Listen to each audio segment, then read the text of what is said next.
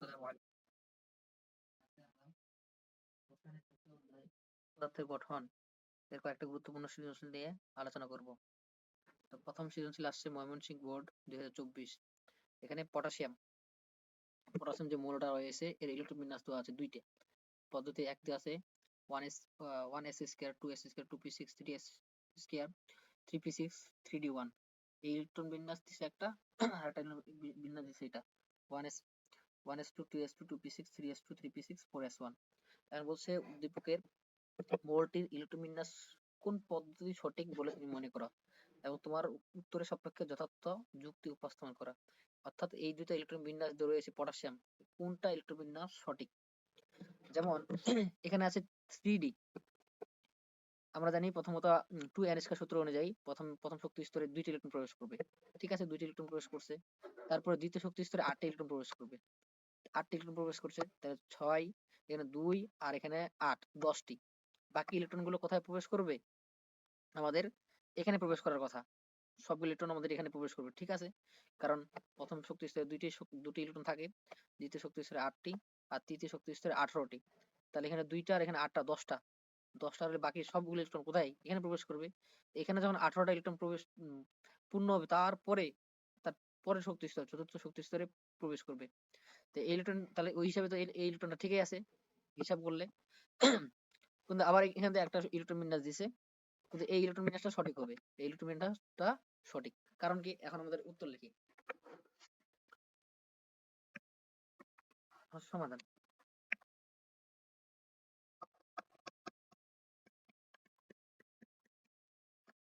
সমাধান যে পটাশিয়ামের ইলেকট্রন বিন্যাস, যেমন পটাশিয়ামের সঠিক, পটাশিয়াম এর সঠিক সঠিক ইলেকট্রন বিন্যাস, বিন্যাসটা কোনটা লিখে দিবা। পটাশিয়ামের সঠিক ইলেকট্রন বিন্যাস কোনটা?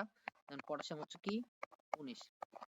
ইলেকট্রন বিন্যাস করলে 1s2, 2s2, 2p6, 3 3s2, 3p6। এখানে গেল কি? এখানে 18টা ইলেকট্রন হয়ে গেছে। এখন 19তম ইলেকট্রনটা 3d তে দিব না 4s এ দিব? 3d তে দিব না 4s এ দিব? 4s এ যাবে।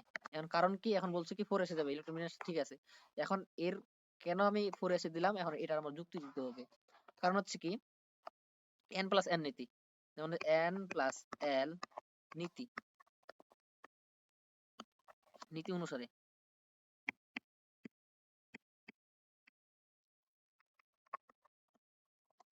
অনুসারে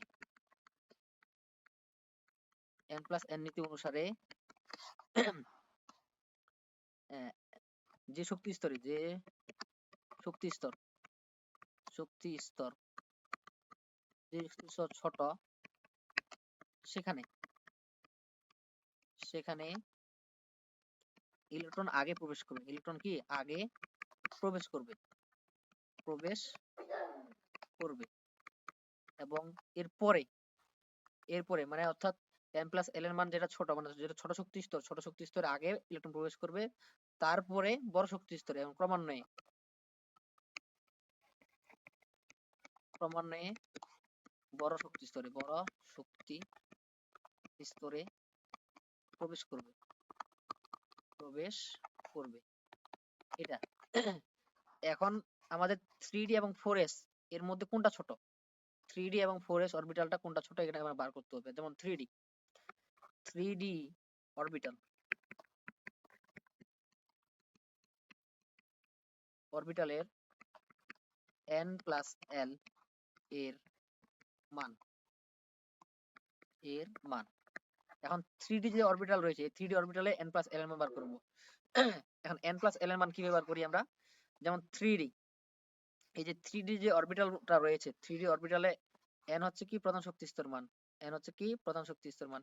এগুলো বাংলা ব্যাখ্যা লিখবা যে এখানে n হচ্ছে প্রধান শক্তি স্তর, অঙ্কটা বড় হবে, মানে সৃজনশীলের উত্তরটা বড় হবে।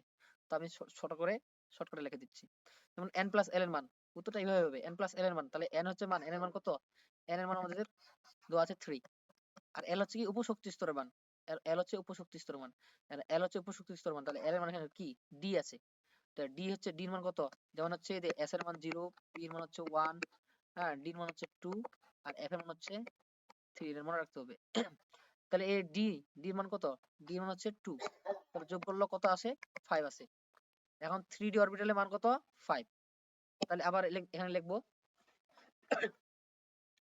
তাহলে এখন 4s এর n প্লাস l মান, তাহলে আবার 4s এর অরবিটাল মান বার করতে হবে, তখন আবার লিখবা এখানে n, বাংলায় লিখবা এখানে n হচ্ছে 4 এবং s এর মান, s হচ্ছে অরবিটাল, এখানে অরবিটাল মান হচ্ছে 0। তাহলে আমরা এখানে তাহলে কি বলবো, n এর মান কত দিব? 4 প্লাস l এর মান কত? s হচ্ছে l এর মান হচ্ছে s এর মান কত? 0।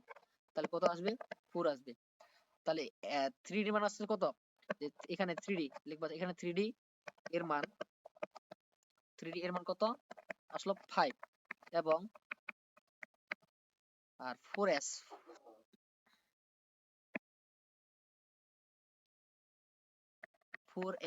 এর মান, 4s এর মান কত পাইলাম? 4s এর মান 4। তো অতএব 3d অপেক্ষা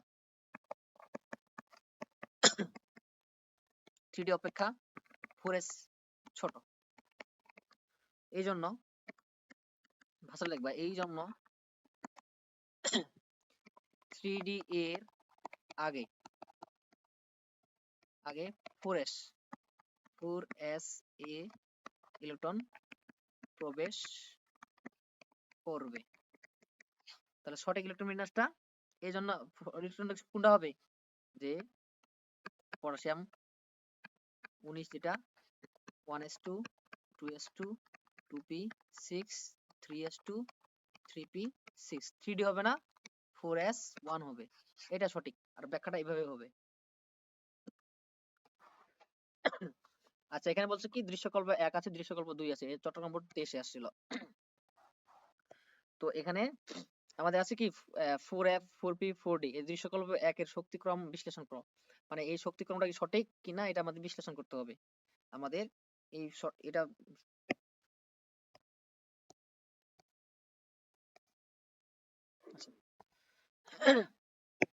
লক্ষ্য করো যে আমাদের যে এই যে শক্তিক্রমটা আছে, এই শক্তিক্রমটা এটা কি সঠিক কিনা এটা আমাকে বিশ্লেষণ করতে হবে। তাহলে 4f 4f 4p 4d, এখানে কিছু বাংলা কথা আছে, বাংলা কথাগুলো লিখবা।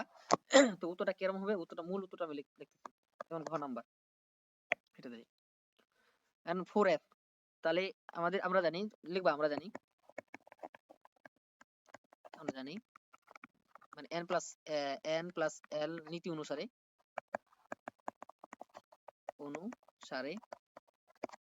যে অরবিটাল ছোট, মানে প্রথমে ইলেকট্রন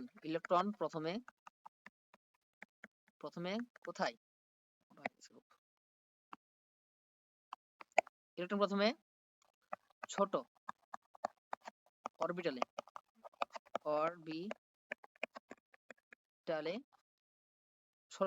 প্রবেশ করে তারপর বড় অরবিটাল, ঠিক আছে না? এখন এই যে 4p 4f 4p 4d, এখন এই যে অরবিটালটা আছে, এখন n প্লাস l এর মান বার করি। তাহলে অতএব 4f এর মান, তাহলে n প্লাস l এর মান এখানে লিখবো যে n প্লাস l এর মান, তাহলে n প্লাস l এর মান কত? 4f।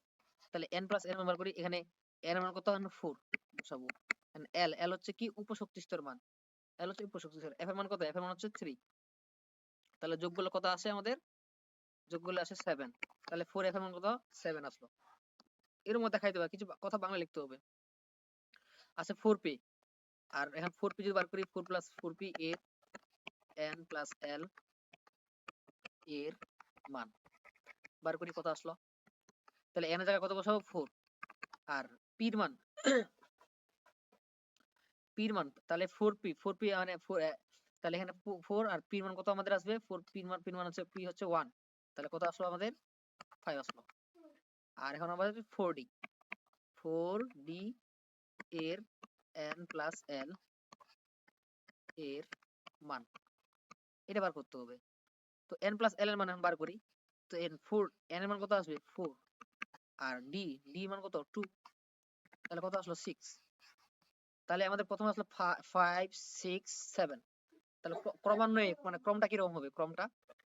ক্রম অনুযায়ী প্রথমে 5, তাই না? 5 এর পরে কি আসবে? 6, তারপরে 7, এটাই তো ক্রম। তাহলে এই যে ক্রমটা আমাদের বিশ্লেষণ করতে হবে। তাহলে 5, 6, 7 এটা ক্রম। তাহলে অতএব যে ইলেকট্রন বিন্যাস ক্রম, বিন্যাস ইলেকট্রন বিন্যাস ক্রম। তাহলে 5 কিসের মান পাইছি আমরা? 5 পাইছি আমরা 4p। তাহলে প্রথমে 4p আসবে, 4p, তারপরে আমাদের কি আসবে? 6 হচ্ছে কি 4d, 4d, তারপরে আমাদের কি আসবে? 4f, 4f। এটা হচ্ছে সঠিক ক্রম। তো এই যে এর ব্যাখ্যা একটু কিছু কথা লিখে এটা আমাদের ঘর নাম্বার, এটা 4 পাওয়া যায়। যে দৃশ্যক্রম শক্তি ক্রমটা ঠিক আছে না? ঠিক নেই। তাহলে আমাদের ক্রমটা কি করতে হবে? তৈরি করতে হবে। কি ক্রমটা হবে? 4p আগে হবে, তারপর 4d, তারপর 4s। এইভাবে ইলেকট্রনটা প্রবেশ করবে। কিভাবে? আপ-বাউন নীতি অনুসারে। যার n+n এর মানটা যেটা ছোট সে ছোট শক্তি স্তর, আর n+n এর মান যেটা বড় সেটা বড় শক্তি স্তর। তো ইলেকট্রন প্রথম ছোট শক্তি স্তরে প্রবেশ করে, তারপরে বড় শক্তি স্তরে প্রবেশ করে। তাহলে এগুলো মান ছোট। প্রথমে 5, এই জন্য আগে 4p তে প্রবেশ করছে, তারপর 6 হচ্ছে 4d এখানে প্রবেশ করছে, তারপর 4f ইলেকট্রন প্রবেশ করছে। এটাই হচ্ছে নিয়ম। আচ্ছা, এখানে দুইটা মৌল দেওয়া আছে। ঢাকা বোর্ড 22 আসছিল। এখানে বলছে XYZ, এটা একটা প্রতীক। এখন x কি? x এর মান 17। আচ্ছা, এটা যদি 17 হয় তাহলে এটা 17 হচ্ছে কার? ক্লোরিন না? তাহলে এটা আমাদের ক্লোরিন। y হচ্ছে কি? এখানে y হচ্ছে, এখানে দিছে 19, এটা 19, এটা 19, y হচ্ছে 19, 19 হলে কি? পটাশিয়াম। আর z হচ্ছে কি? 21, তাহলে স্ক্যান্ডিয়াম।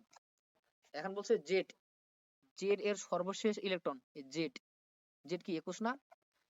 ইলেকট্রন 3d অরবিটালে প্রবেশ না করলেও, মানে প্রবেশ করলেও, মানে জেড এর ইলেকট্রনটা, মানে জেড ইলেকট্রন বিন্যাস করি আমরা, তাহলে এখানে 3d তে ইলেকট্রন প্রবেশ করবে। কারণ ওয়াই, ওয়াই হচ্ছে কোনটা পাইছি? ওয়াই হচ্ছে পটাশিয়াম। পটাশিয়ামের ইলেকট্রন এর ক্ষেত্রে তা হয় না। কেন হয় না? হচ্ছে ইলেকট্রন বিন্যাসের সাহায্যে এর কারণ বিশ্লেষণ করো। কেন এটা হইলো? অর্থাৎ এখন উত্তর যদি আমরা যাই ঘ নম্বরে, প্রথমত আমরা মূলগুলো চিহ্নিত করতে পারছি যে ওয়াই হচ্ছে কি, যে ওয়াই সমান সমান আমরা পাইলাম এটা পটাশিয়াম কি, পটাশিয়াম 19। আর আমাদের জেড সমান সমান কি পাইলাম? জেড পাইলাম আমরা আমাদের স্ক্যান্ডিয়াম, স্ক্যান্ডিয়াম 21।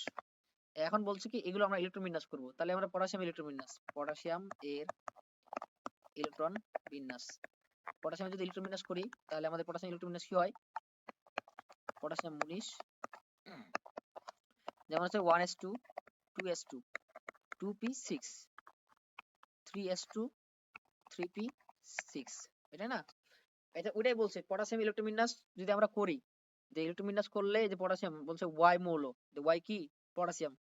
ওয়াই মৌলের ক্ষেত্রে তা হয় না, মানে ওয়াই এর ক্ষেত্রে ডি অরবিটালে যায় না। কারণ 1s, 2s, 2p, 3s, 3p, এরপরে তো 3d থাকলো, 3d এবং 4s। তাহলে আগে 3d, এই যে তোমার কয়টা ইলেকট্রন এখানে? এখানে 4টা, 10, 12, 6, 18, আরেকটা ইলেকট্রন থাকে যায়, একটা ইলেকট্রন কি থেকে যায়। তাহলে তো এখানে প্রবেশ করার কথা ছিল, 3d 1 এ প্রবেশ করার কথা ছিল। 4s এখানে প্রবেশ করলো, মানে 4s এ প্রবেশ করবে ইলেকট্রনটা, এখানে প্রবেশ করবে না, ডি তে প্রবেশ করবে না, ডি অরবিটাল থাকবেই না। ডি অরবিটাল কি থাকবেই না, এই ডি অরবিটালটা আমাদের থাকবেই না, ডাইরেক্ট 4s1 হবে। তাহলে আমাদের ডি অরবিটাল থাকবে না,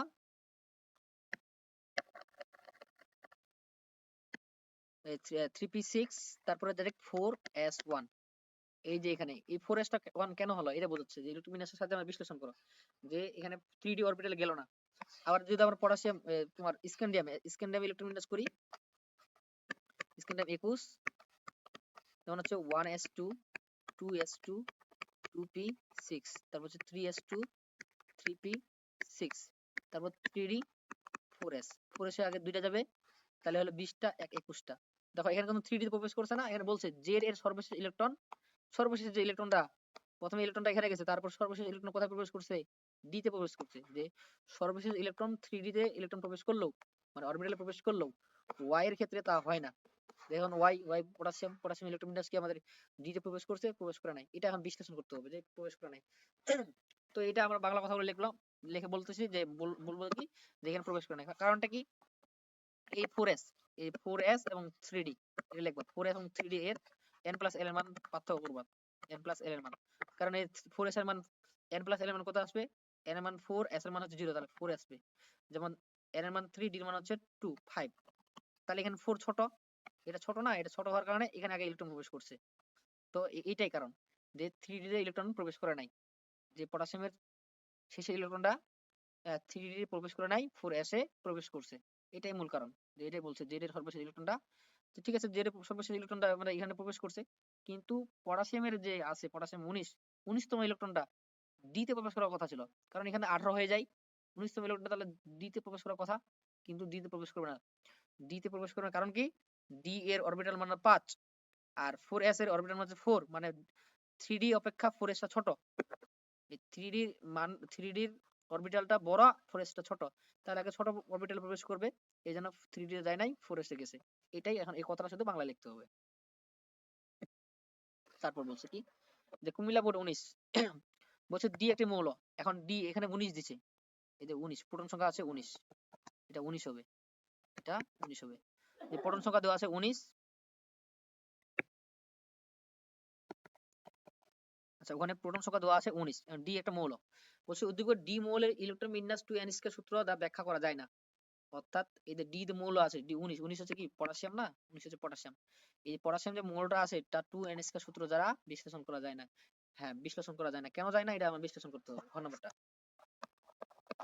এখন 2n স্কয়ার সূত্র অনুযায়ী যদি আমরা ই করি, যে 2n স্কয়ার সূত্র অনুযায়ী, সূত্র অনুসারে যে প্রথম শক্তি স্তর কয়টা ইলেকট্রন প্রবেশ করবে, যেমন প্রথম শক্তি স্তরে n1, n সমান 1 হলে তাহলে 2 ইকুয়াল হচ্ছে 1, 1 এর পর স্কয়ার দিলে কত হয়, দুটি প্রথমে, তাহলে প্রথমে দুটি ইলেকট্রন প্রবেশ করে n সমান 2 হলে, তাহলে 2 ইনটু 2 এর পর স্কয়ার, তাহলে আমাদের কত আসবে, তাহলে আমাদের এখানে হয় এখানে 8টি, তাহলে n সমান আমাদের যদি এখন 3 হয়, তাহলে আমাদের 2 ইনটু 3 এর পর স্কয়ার, তাহলে আমাদের এখানে হয় 18টি। আর n সমান যদি আমরা 4 ধরি, তাহলে ইলেকট্রন কি হয়, 2 ইনটু n এর জায়গায় কত বসাবো, 4 বসাবো, এন্ড 4 এর পর স্কয়ার দিলে কত হয়, এখানে 32টি হয়। তাহলে এটা মানে কি বুঝাই, যে প্রথম শক্তি স্তরে প্রথমে দুইটা প্রবেশ করবে প্রথম শক্তি স্তরে, তারপরে 8টা তার দ্বিতীয় শক্তি স্তরে প্রবেশ করবে, তারপরে 18টা, অর্থাৎ দুইটা পূর্ণ হওয়ার পর তারপর ইলেকট্রনটা এখানে প্রবেশ করবে, আবার এখানে 8টা পূর্ণ হবে, তারপরে আবার পরে ইলেকট্রনটা এখানে প্রবেশ করবে, এখানে 18টা ইলেকট্রন, আবার এখানে 18টা ইলেকট্রন প্রবেশ করার পরে শেষে বাকি ইলেকট্রনগুলো এখানে প্রবেশ করবে, এই অনুযায়ী হওয়ার কথা। কিন্তু আমরা যদি পটাশিয়াম ইলেকট্রন বিন্যাস করি, তো পটাশিয়াম 19, পটাশিয়াম যদি আমরা 19 ইলেকট্রন বিন্যাস করি, এই পটাশিয়াম বেশি আসতেছে, পটাশিয়াম যদি ইলেকট্রন বিন্যাস করি, তাহলে ইলেকট্রন বিন্যাস কি হয়, 1s2, হ্যাঁ 2s2, 2p6, তারপর হচ্ছে 3s2, 3p6, শেষে 4s1 দিই, পটাশিয়াম ইলেকট্রন বিন্যাসটা এটা। তাহলে এখন দেখো নিয়মটা কি ছিল, 2n স্কয়ার সূত্র অনুযায়ী প্রথমে দুইটা ইলেকট্রন প্রবেশ করে, হ্যাঁ দুইটা ইলেকট্রন প্রবেশ করছে, দুইটা ইলেকট্রন প্রবেশ করার পর তারপরে এখানে ইলেকট্রন গেছে, তাহলে যখন 2s 2p কয়টা ইলেকট্রন, 6 দিয়ে 8টা, 8টা ইলেকট্রন হয়েছে না, দ্বিতীয় শক্তি স্তরে 8টা ইলেকট্রন, ঠিক আছে। এখন তৃতীয় শক্তি স্তরে কয়টা ইলেকট্রন প্রবেশ করার কথা ছিল, মানে এখানে দুইটা ইলেকট্রন প্রবেশ করছে, এখানে 8টা ইলেকট্রন প্রবেশ করছে, 10টা, তাকে বাকি 9টা কোথায় প্রবেশ করার কথা ছিল, এখানে, কারণ 9টা না, এখানে তো আরো ইলেকট্রন, এখানে মোট 18টা ইলেকট্রন প্রবেশ করতে পারবে, তো 9টা তো ইলেকট্রন অনায়াসে করতে পারবে, কিন্তু 9টা ইলেকট্রন প্রবেশ করে নাই, মাত্র 8টা ইলেকট্রন প্রবেশ করছে, বাকি একটা ইলেকট্রন আবার এখানে চলে গেছে, তাহলে তো আমরা 2n স্কয়ার সূত্র অনুযায়ী মিলতেছে না, কারণ 2n স্কয়ার সূত্র জানি প্রথম শক্তি স্তর কয়টা থাকবে, প্রথম শক্তি স্তর দুইটা থাকবে, ঠিক আছে দুইটা দিছি, তারপরে শক্তি স্তরে আমাদের কয়টা থাকবে, 8টা থাকবে, তাহলে এখানে দুইটা দিছি, এই যে এখানে আমাদের 8টা, তাহলে মোট কয়টা, 10টা, আরো 9টা আছে, আরো আছে কয়টা, 9টা ইলেকট্রন আছে, তাহলে 9টা ইলেকট্রন আমি তাহলে অনায়াসে এখানে দিতে পারি, কারণ এখানে সর্বোচ্চ কয়টা নিতে পারবে, চতুর্থ শক্তি স্তরে, মানে তৃতীয় শক্তি স্তরে 18টা নিতে পারে, তাহলে আমি এখানে বাকি 9টা আমি এখানে মিলাই দিতে পারতাম না, তো এখানে আমি 9টা মিলাই দিতে পারতাম, কিন্তু না, এখানে 9টা নেয় না, এখানে মাত্র 8টা নিছে, এখানে মাত্র 8টা নিছে, শেষে আবার একটা ইলেকট্রন অন্য শক্তি স্তরে দিয়ে দিছে, তাহলে কি 2n স্কয়ার সূত্র এখানে মানে অনুযায়ী এখানে হয় না, 2n স্কয়ার সূত্র অনুযায়ী হয় নাই, কারণ 2n স্কয়ার সূত্রে যেটা, তাহলে এখানে দুইটা ইলেকট্রন ঠিক আছে, এটা মিলছে, এখানে 8টা ঠিক আছে, তাহলে এখানে তো 18টা হওয়ার কথা ছিল, তাহলে এখানে যেহেতু আমাদের এখানে 8টা, দুইটা আর 8টা 10টা হয়ে গেছে, বাকি 9টা, এই 9তম ইলেকট্রনটা এখানে থাকার কথা ছিল, কারণ একে তো এখন 18টা পূর্ণ করে নাই, 18 পূর্ণ করার আগে কেন এদিকে চলে গেছে, এখন এটা এটা কারণ জানি, এটা কেন কারণ গেল, এই যে আবার এই একই ব্যাখ্যা, কারণ এখানে 3d থাকতো, এখানে 4s, 3d এবং আমাদের 4s এর পার্থক্য তৈরি করতে হবে, 3d এবং 4s, কারণ 3d n প্লাস l এর মানে এখানে ব্যাখ্যা লিখবো আবার, যে কেন এটা সূত্র মেনে চলে না, কারণ n প্লাস n অনুযায়ী যে শক্তি স্তর ছোট সেখানে আগে ইলেকট্রন প্রবেশ করে, যে ইলেকট্রন যে শক্তি স্তর আগে ছোট সেখানে আগে ইলেকট্রন প্রবেশ করবে, আর যে শক্তি স্তর বড় তারপরে ইলেকট্রন প্রবেশ করবে। n প্লাস n অনুযায়ী আমরা দেখতে যাই যে 3d এর মান আছে 3d মান 5, 3d মান আসলে 5, আর 4s এটা আসলে 4, তাহলে এই দুটো কম্পেয়ার করলে 4s এর মানটা ছোট, ইলেকট্রন বিন্যাস এটা অরবিটালটা ছোট, এই জন্য 4s এ আগে ইলেকট্রনটা প্রবেশ করে তারপরে 3d ইলেকট্রন প্রবেশ করবে। এই জন্য যে ডি অরবিটালটা 2ns কে সূত্র অনুযায়ী মেনে চলে না। তারপর আবার ওই পটাশিয়ামটাও বেশি আসতেছে, x হচ্ছে 19, জেড হচ্ছে 11। এখন বলছে x এবং z মৌল দুটি ইলেকট্রন বিন্যাস 2n স্কয়ার সূত্র মেনে চলে কিনা, অর্থাৎ x মৌলটা আর z মৌলটা। তাহলে এখানে সমাধান অনুযায়ী আমরা x মৌল কি, x সমান সমান আমাদের কি, এখানে পটাশিয়াম 19 না, তাহলে y 19, তাহলে পটাশিয়াম 19 এটা।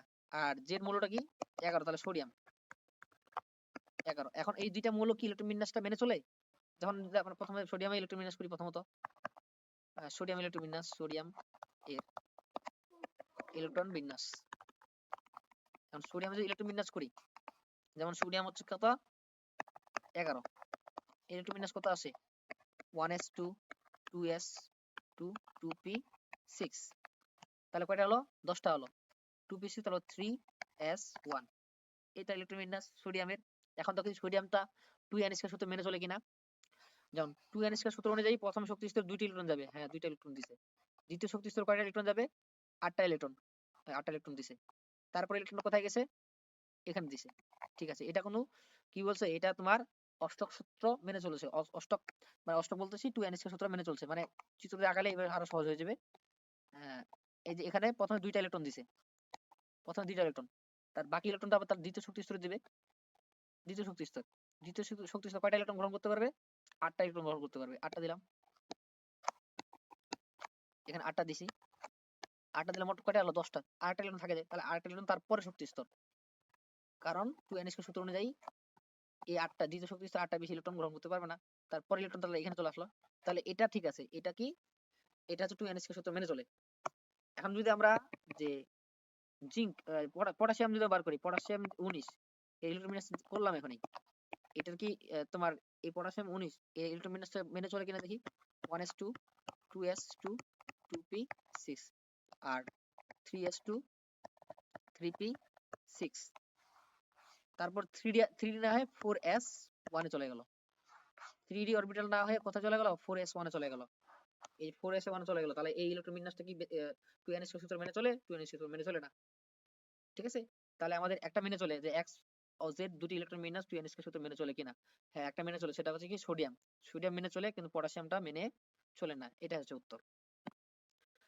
আচ্ছা কপার এখানে দুইটা আইসোটোপ রয়েছে, কপার দুইটি আইসোটোপ রয়েছে, একটা হচ্ছে কপার 63 আর একটা কপার 65, এর পারমাণবিক ভর হচ্ছে 63.5।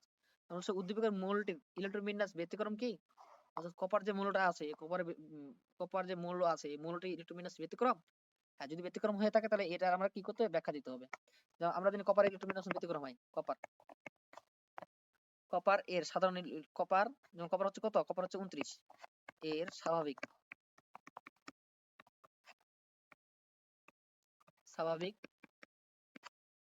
ইলেকট্রন বিন্যাস, বাংলা কথা বলে লিখবা, স্বাভাবিক ইলেকট্রন বিন্যাস কি আছে আমাদের, কপার 29 আছে কি 1s2 2s2 2p6, তারপর হচ্ছে 3s2 3p6,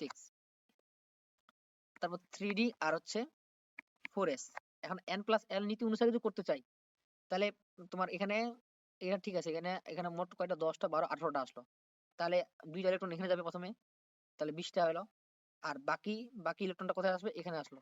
তো এটা স্বাভাবিক ইলেকট্রন বিন্যাস, মানে 2n স্কয়ার সূত্র বাদ দিয়েও যদি আমরা n+l নীতি অনুসরণ করি তাহলে এটা হচ্ছে মূল, যে আমরা এখন সঠিক নিয়ম করলাম যে 1 স্কয়ার 2 স্কয়ার করে 4s এ প্রথম ইলেকট্রন যাবে, তারপর 3d তে যাবে। তো 4s এ ইলেকট্রন দুইটা দিলাম, এখানে 9টা, কিন্তু এই ইলেকট্রন বিন্যাসটা হবে না, 3d9 হবে না। সঠিক ইলেকট্রন বিন্যাস হবে, সঠিক ইলেকট্রন বিন্যাস, সঠিক ইলেকট্রন বিন্যাস কি, এই যে 1 square 1s2 2s2 2p6 3s2 3p6, তারপর হচ্ছে 3d10 4s1, এই ইলেকট্রন বিন্যাস, এটা হচ্ছে সঠিক ইলেকট্রন বিন্যাস। এখন কারণ কি ব্যাখ্যা কি, এখন এই কারণ ব্যাখ্যাগুলো আমাদের বলতে হবে, বাংলা লিখতে হবে, যে কি, যে যদি মনে করো ডি অরবিটাল যদি পূর্ণ পূর্ণ বা অর্ধপূর্ণ অর্ধপূর্ণ মানে পূর্ণ বলতে কোনটা বোঝায়? পূর্ণ বলতে ওই যে আচ্ছা, পূর্ণ বলতে কোনটা বোঝায়? পূর্ণ বলতে যে D5, পূর্ণ বলতে D10, আর অর্ধপূর্ণ বলতে কি বোঝায়? অর্ধপূর্ণ বলতে বোঝায় D5। যদি ডি অরবিটালটি পূর্ণ অথবা অর্ধপূর্ণ হয় সেটা তাহলে কি সুস্থিত হয়, সুস্থিত বা স্থিতিশীল হয়। ডি অরবিটাল যদি পূর্ণ অথবা অর্ধপূর্ণ হয় তাহলে সেটা কি সুস্থিত বা স্থিতিশীল হয়। এখন আমরা এখানে দেখতেছি যে এই যে এখানে যে তোমার এটা আছে, এই যে তোমার এই যে প্রথমে যে ডি অরবিটালটা আছে এখানে কত আছে? 9। ডি অরবিটালটা কত আছে? 9 আছে। কিন্তু 9 কিন্তু এটা তো 10 হয়ে যায়। তাহলে এই যে এটা তো 10 হয়ে যায় তাহলে এটা কি? তাহলে পূর্ণ হবে এবং সেটা কি হবে? সুস্থিত হবে। তো ডি অরবিটাল কি করবে? ডি অরবিটাল তখন এই যে সুস্থিত হওয়ার জন্য 4s থেকে একটা ইলেকট্রন নিজে নিয়ে নিবে। 4s থেকে একটা ইলেকট্রন, 4s থেকে এই ইলেকট্রনটা এখানে চলে আসবে। তখন এই যে 4s টা ইলেকট্রনটা এখানে s টা এখানে একটা ইলেকট্রন হয়ে গেল, এখানে 10টা ইলেকট্রন হয়ে গেল। কারণটা কি? সে সুস্থিতিশীল হওয়ার জন্য। এটাই ব্যাখ্যা দিতে হবে যে কপার ইলেকট্রোবিন্যাসটা ব্যতিক্রম। কেন ব্যতিক্রম? এটাই যে যদি ডি অরবিটাল গুলো পূর্ণ অথবা অর্ধপূর্ণ হয় তাহলে সেটা সুস্থিতিশীল হয়। এই কারণে 4s থেকে একটা ইলেকট্রন D9 থেকে D5 মানে সুস্থিতিশীল হয়ে যায়। এটাই হচ্ছে মূল কারণ। ঠিক আছে? তখন কি হবে? D9 থেকে D10 হয়। কারণ এতে কি হয়? এতে